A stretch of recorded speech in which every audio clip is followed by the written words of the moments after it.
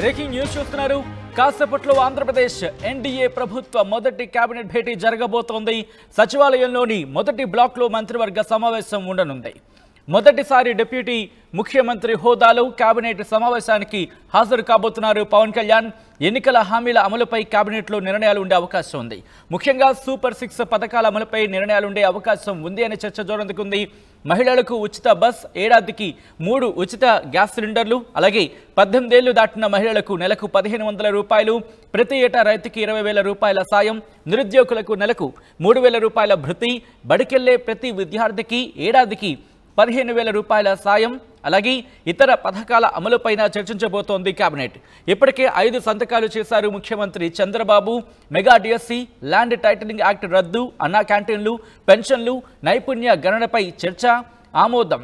అలాగే దీంతో పాటు పోలవరం, అమరావతి పైన కూడా చర్చించబోతోంది కేబినెట్. పలు అంశాలపై శ్వేతపత్రాలను విడుదల చేసే అవకాశం కూడా ఉంది. తొలిసారి కేబినెట్కు 17 మంది కొత్త వారు వెళుతున్నారు. ఇన్ఫాక్ట్ భేటీకి రాబోతున్నారు. తొలిసారి గెలిచి కేబినెట్కు హాజరు కాబోతున్న వారు దాదాపుగా 10 మంది. ఈ నేపథ్యంలో ఈరోజు తొలి కేబినెట్లో ఎటువంటి నిర్ణయాలు ఉండే అవకాశం ఉంది, ఇంకా ఎటువంటి డిస్కషన్స్ జరిగే అవకాశం ఉంది తెలుసుకునే ప్రయత్నం చేద్దాం. మా ప్రతినిధి రాజేష్ అప్డేట్స్ అందించేందుకు లైవ్లో సిద్ధంగా ఉన్నారు. రాజేష్, ఎన్ని గంటలకు భేటీ జరగబోతోంది? ఇన్ఫాక్ట్ ఏ అంశాలు డిస్కషన్కి వచ్చే అవకాశం ఉంది ప్రధానంగా? 10 గంటలకి సచివాలయంలోని మొదటి బ్లాక్లో ముఖ్యమంత్రి చంద్రబాబు అధ్యక్షతన ఎన్డీఏ మొదటి కేబినెట్ సమావేశం జరగబోతుంది. పలు కీలక అంశాలకి ఈరోజు అంశాలపైన కేబినెట్ చర్చించబోతుంది. వీటి సంబంధించి చూస్తే కనుక ముఖ్యంగా ఎన్నికల హామీల సంబంధించిన అంశాల మీదే ప్రధానంగా కేబినెట్లో చర్చ జరగబోతుంది. దాంట్లో 5 సంతకాలు, ఎన్నికల హామీలకు సంబంధించినటువంటి 5 సంతకాల మీద ముఖ్యమంత్రి చంద్రబాబు ఇప్పటికే ఆయన సంతకాలు పెట్టారు. బాధ్యతలు తీసుకున్న రోజు ఆయన సంతకాలు పెట్టిన నేపథ్యంలో ఈరోజు ఆ 5 పథకాలకు సంబంధించినటువంటి 5 హామీలకు సంబంధించిన అంశం మీద కేబినెట్లో చర్చించి కేబినెట్ ఆమోద ముద్ర వేయబోతుంది. వాటిలో ప్రధానంగా ల్యాండ్ టైటిలింగ్ యాక్ట్తో పాటు మెగా డిఎస్సి 2 కీలకమైనటువంటి హామీలు.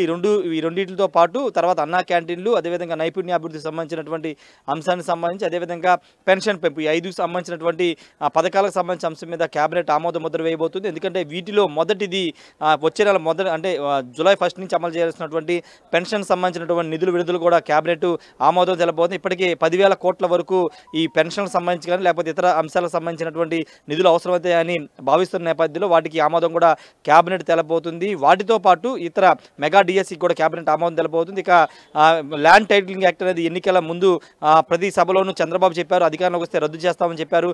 అధికారంలోకి వచ్చిన తర్వాత 2వ సంతకం దాని మీద చేశారు. ఈరోజు దానికి సంబంధించిన అంశం మీద కూడా కేబినెట్లో చర్చించి దానికి ఆమోద ముద్ర వేయబోతున్నారు. ఆ చట్టాన్ని రద్దు చేసే దానికి సంబంధించి ఆమోద ముద్ర కూడా వేయబోతున్నారు. ఇక శాఖల వారీగా అంటే రాష్ట్ర ప్రభుత్వానికి సంబంధించిన శాఖల వారీగా శ్వేతపత్రాలు విడుదల చేయాలని రాష్ట్ర ప్రభుత్వం నిర్ణయించుకుంది. దానిలో భాగంగానే శ్వేతపత్రాలు విడుదలకు సంబంధించి శాఖల వారీగా ఏ విధంగా విడుదల చేయాలి, గత 5 ఏళ్ల కాలంలో వైసీపీ ఏ విధంగా అంటే శాఖల వారీగా చేసినటువంటి అవినీతికి సంబంధించి లేకపోతే ఆ శాఖలు ఏ విధంగా భ్రష్టు పట్టించే అంశాలకు సంబంధించి శాఖల వారీగా శ్వేతపత్రాలను అయితే విడుదల చేయబోతుంది. వాటితో పాటు రాష్ట్ర ఆర్థిక పరిస్థితి మీద కూడా కేబినెట్లో చర్చించబోతున్నారు. ఎందుకంటే అస్తవ్యస్తంగా రాష్ట్రంలో 5 సంవత్సరాల్లో అస్తవ్యస్తంగా తయారు చేశారు. ఎక్కడి నుంచి ఏ శాఖకి నిధులు మళ్లించారు, ఏ శాఖకి ఎక్కడి నుంచి అప్పులు తీసుకున్నారు, లేకపోతే రిజర్వ్ బ్యాంక్ నుంచి ఎన్ని కోట్ల అప్పులు తీసుకున్నారు, ఇవన్నీ అంశాల మీద కూడా కేబినెట్లో చర్చించబోతున్నారు. ఆర్థిక క్రమశిక్షణ లేకోకుండా ఇష్టానుసారంగా అప్పులు చేసేశారు, ఒక శాఖకి ఇవ్వాల్సిన నిధులను ఇంకొక శాఖ మళ్లించేసి ఇలా రకరకాలుగా ఆర్థిక వ్యవస్థను భ్రష్టు పట్టించారని చంద్రబాబు కూడా ఈ గతంలో మాట్లాడిన నేపథ్యంలో దానిపైన ప్రధానంగా చర్చించబోతున్నారు. వాటితో పాటు కీలకమైన ఆంధ్రప్రదేశ్కి కీలకమైనటువంటి పోలవరం, అమరావతి, ఈ 2 అంశాల మీద కూడా కేబినెట్లో చర్చించబోతున్నారు. ముఖ్యంగా అమరావతి నిర్మాణానికి సంబంధించి ఏ విధంగా అడుగులు ముందుకు వేయాల్సిన అవసరం ఉంది. ఎందుకంటే అమరావతి నిర్మాణానికి సంబంధించి కేంద్రం పెద్ద స్థాయిలో ఇప్పటికే నిధులు ఇచ్చింది కాబట్టి ఆ నిధులు గత ప్రభుత్వ హయాంలో వాటిని సంబంధించినటువంటి నిధులను దుర్వినియోగం చేశారనే ఒక ఆరోపణలు ఉన్న నేపథ్యంలో వాటితో పాటు అమరావతికి డెవలప్మెంట్కి సంబంధించి నిధుల సమీకరణ అమరావతి ద్వారానే పుట్టించాలి. సెల్ఫ్ ఫైనాన్స్డ్ సిటీగా అమరావతి ఉండబోతుంది కాబట్టి అమరావతి ద్వారానే నిధులు జనరేట్ చేసుకుని అమరావతిని డెవలప్ చేయాలని నిర్ణయించుకున్నారు. కాబట్టి దాని మీద ఈరోజు కేబినెట్లో చర్చించబోతున్నారు. ఇక పోలవరం ప్రాజెక్టుకి సంబంధించిన అంశం మీద కూడా క్యాబినెట్లో చర్చించబోతున్నారు. ముఖ్యంగా పోలవరం ప్రాజెక్టుకి సంబంధించి గత 5 ఏళ్లలో రివర్స్ టెండరింగ్ పేరుతో రాష్ట్ర ప్రభుత్వం వెనక్కి నెట్టేసింది. 2019 నాటికి 72% పోలవరం నిర్మాణం పూర్తి చేస్తే అయితే 5 ఏళ్లలో కేవలం 5% మాత్రమే పూర్తి చేశారని తెలుగుదేశం పార్టీ కానీ కూటమి నేతలు విమర్శలు చేస్తున్న నేపథ్యంలో ఇప్పుడు పోలవరం ప్రాజెక్టు పూర్తి చేయాలని ఇంకా కనీసం 4 సంవత్సరాలు పడుతుందని ఇప్పటికే చంద్రబాబు ప్రకటించారు. కాబట్టి ఆ పోలవరం ప్రాజెక్టుని ఎంత త్వరితగతిన పూర్తి చేయాలి, దానికి నిధులు ఏ విధంగా తీసుకురావాలి, కేంద్రం నుంచి ఏ విధంగా నిధులు తీసుకురావాలి అంశం మీద కూడా క్యాబినెట్లో చర్చించబోతున్నారు. ముఖ్యంగా ఇంతకుముందు మాట్లాడాలంటే ప్రతి డిపార్ట్మెంట్కి సంబంధించి అంటే శాఖకు సంబంధించినటువంటి మంత్రులు వస్తారు కాబట్టి ఆ మంత్రులకు ఆ శాఖల మీద ఏ విధంగా పట్టు సాధించాలి, ఆ శాఖల్లో గత 5 ఏళ్లకు జరిగిన అవినీతికి సంబంధించినటువంటి ఏ విధంగా ముందుకు వెళ్ళాలి అంశం మీద కూడా చంద్రబాబు దిశానిర్దేశం చేయబోతున్నారు. ఇంకొక ముఖ్యమైన విషయం ఏంటంటే మంత్రులు చాలా క్లియర్ కట్గా స్పష్టంగా చంద్రబాబు ఒక మెసేజ్ అయితే ఇచ్చారు. ఏదేంటంటే పూర్తిగా ఏ ఫైల్ మీదైనా ఫైల్ కంప్లీట్గా చదివిన తర్వాత ఏ ఫైల్ మీదైనా సంతకాలు పెట్టాలని ఇప్పటికే చంద్రబాబు చెప్పారు. కాబట్టి దానికి సంబంధించిన అంశం మీద కూడా క్యాబినెట్లో డిస్కషన్కి వచ్చే అవకాశం కనబడుతుంది. ఎందుకంటే క్యాబినెట్లో కొత్త మంత్రులు ఈసారి 17 మంది ఉన్నారు.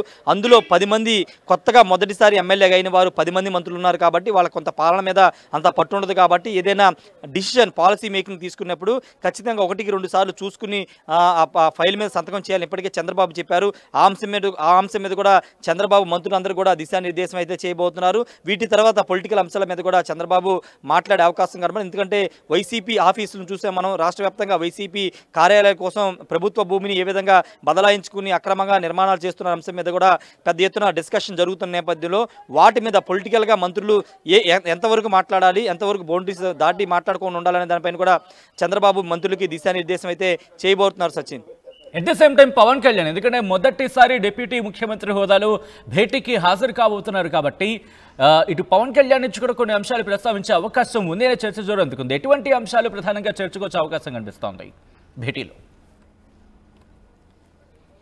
ఖచ్చితంగా డిప్యూటీ సీఎంగా 5 శాఖల మంత్రిగా పవన్ కళ్యాణ్కి తగిన ప్రాధాన్యత ఉంటుంది. అయితే ధన శాఖకు సంబంధించి కూడా ఆయన కూడా మంత్రిగా కొత్త కాబట్టి ఆయనకు సంబంధించిన అంశాలు కూడా చంద్రబాబు ఏదైనా సూచనలు చేసే అవకాశం కనబడుతుంది. పొలిటికల్గా కానీ లేకపోతే శాఖల పరంగా జనసేన పార్టీ నుంచి 2 మంత్రులు ఉన్నారు కాబట్టి వాళ్ళు కూడా సూచనలు చేసే అవకాశం ఉంది. బాధ్యతగా పనిచేయాలి. 5 ఏళ్ళు ఈ రాక్షస పాలన అంతకుముందు నుంచి ప్రజలు మనకు మంచి పాలన ఇచ్చారు కాబట్టి ఆ మంచిని నిలబెట్టుకోవాలి, ఆ బాధ్యతను నిలబెట్టుకోవాలని కూడా చంద్రబాబు కానీ పవన్ కళ్యాణ్ కానీ చెప్పే అవకాశం అయితే కనబడుతుంది. మొదటిసారి ఈరోజు క్యాబినెట్లో పవన్ కళ్యాణ్ కూడా అటెండ్ కాబోతున్నారు. జనసేన పార్టీకి సంబంధించిన 2 మంత్రులు పవన్ కళ్యాణ్తో కలిపి మొత్తం 3 మంత్రులు ఉన్న నేపథ్యంలో వాళ్ళు కూడా ఈ క్యాబినెట్లో పాల్గొంటారు. కాబట్టి దానికి సంబంధించిన అంశాలను కూడా పవన్ కళ్యాణ్ ఏదైనా బ్రీఫ్ చేసే అవకాశం కనబడుతుంది. ముందుగా చంద్రబాబు నాయుడు మంత్రులు బ్రీఫ్ చేసే అవకాశం కనబడుతుంది. తర్వాత పవన్ కళ్యాణ్ కూడా ఏదైనా మంత్రులకి సూచనలు సలహాలు కూడా ఇచ్చే అవకాశం ఉంది. సచిన్,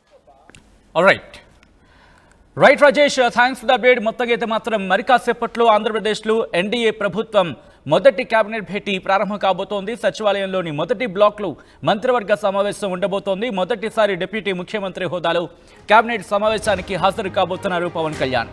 ఎన్నికల హామీల అమలుపై కేబినెట్లో నిర్ణయాలు తీసుకునే అవకాశం ఉంది.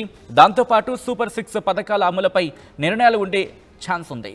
ఇక మహిళలకు ఉచిత బస్, అలాగే ఏడాదికి 3 ఉచిత గ్యాస్ సిలిండర్లు, 18 ఏళ్లు దాటిన మహిళలకు నెలకు 1500 రూపాయలు, ప్రతి ఏటా రైతుకు 20,000 రూపాయల ఆర్థిక సాయం, అలాగే నిరుద్యోగులకు నెలకు 3,000 రూపాయల భృతి, బడికెళ్లే ప్రతి విద్యార్థికి ఏడాదికి 15,000 రూపాయల సాయం, ఇతర పథకాల అమలుపైన కూడా చర్చించనుంది కేబినెట్. ఇప్పటికే 5 సంతకాలు చేశారు ముఖ్యమంత్రి చంద్రబాబు.